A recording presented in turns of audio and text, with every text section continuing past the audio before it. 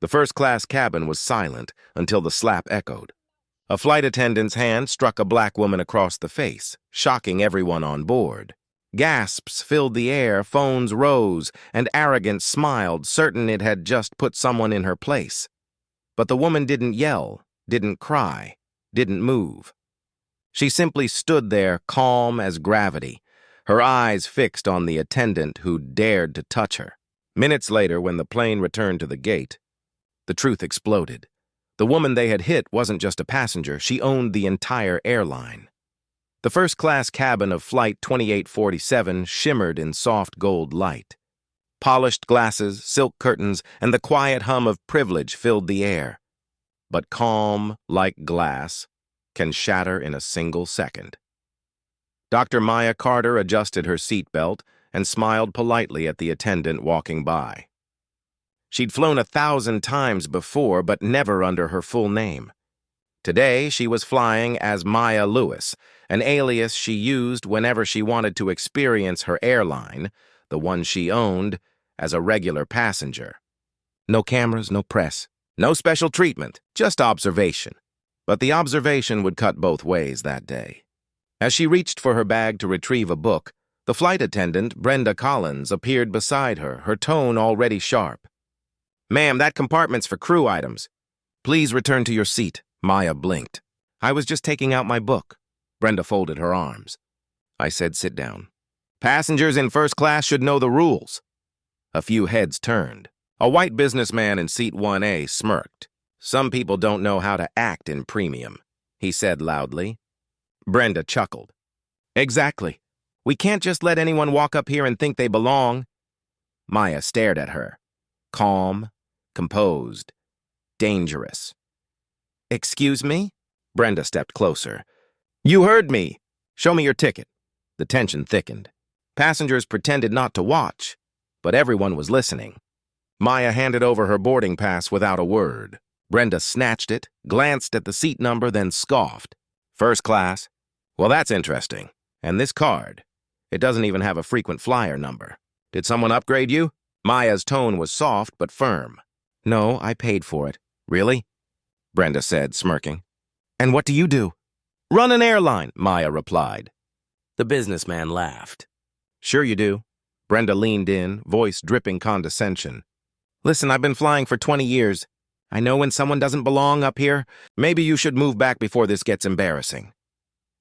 Maya looked around the cabin, meeting the eyes of strangers. The same silence that once covered boardrooms now wrapped around her here. She said quietly, "The only embarrassment here is your tone." Brenda's jaw tightened.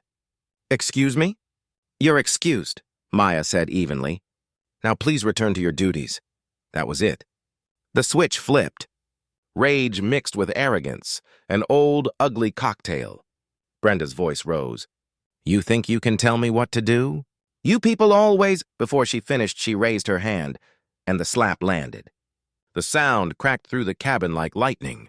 Maya's face turned, her cheek burning, but her posture never broke. Every passenger froze. The businessman's smirk vanished. One woman gasped. A teenager's phone recorded every second. Maya slowly turned her head back. Her voice didn't rise. It fell quiet, deliberate, lethal. "You just hit me." Brenda's breathing quickened. "You were being aggressive." "No," Maya interrupted. "I was being calm. You were being small." Brenda backed up, realizing what she'd done, but it was too late. Maya reached for the intercom beside the galley door. "Captain, this is passenger Maya Lewis in first class. We need to return to the gate immediately. We've had an assault on board." The captain's confused voice came through. "Copy that, ma'am." "Returning to gate," passengers whispered. Phones recorded. The businessman in 1A muttered, "Oh, this is going viral." 10 minutes later, the jet bridge reattached. Security officers entered the cabin. Brenda started babbling. "She provoked me. I was following procedure." Maya rose slowly, her cheek red but her composure intact. She faced Brenda, then the officers. "You're detaining the wrong person," she said. "I'm not the passenger. I'm the employer." The officer frowned. "Ma'am?" Maya reached into her carry-on, withdrew a sleek black folder, and opened it. Inside was a gold identification badge with a single name etched across it. Dr. Maya Carter, Chief Executive Officer, Skyline Airways. Gasps rippled through the cabin like a wave. Brenda's face went white. You're the CEO? Maya nodded. Yes, and you just assaulted the woman who signs your paycheck. The silence was electric. The businessman who had mocked her buried his face in his hands.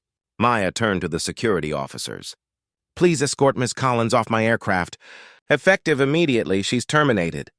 Brenda began to sob. Please, I didn't know. That's the problem, Maya said coldly. You never ask before you judge.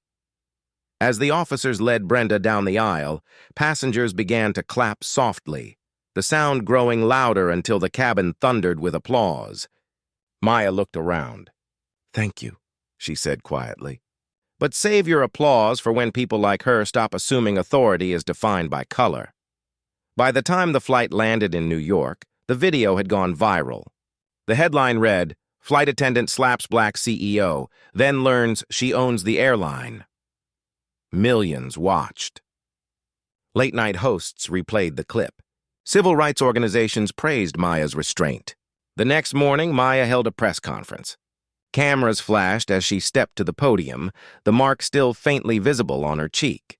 Yesterday, she began, a woman in uniform thought a slap could define someone's worth. Today, she learned worth isn't skin deep. It's built on character. And from this moment forward, Skyline Airways will retrain every employee on the power of respect. Her words spread like wildfire across the globe. Airlines issued new anti-discrimination pledges. Governments called her speech historic. But Maya didn't smile. When the reporters cleared, she whispered to herself, If I have to bleed for change, let it mean something. Weeks later, she boarded another flight, this time in uniform. As passengers entered, one little girl stared wide-eyed and whispered, Mom, look, the pilot's a woman. Maya knelt, smiled, and said, Yes, sweetheart, and one day you can be too. She stood, walked to the cockpit, and closed the door behind her. Engines roared. The sky opened. And somewhere far below, a woman who once struck her sat watching the news, learning what true power looks like. The kind that doesn't hit back, because it's already above the clouds. Like, share and comment what moment hit hardest.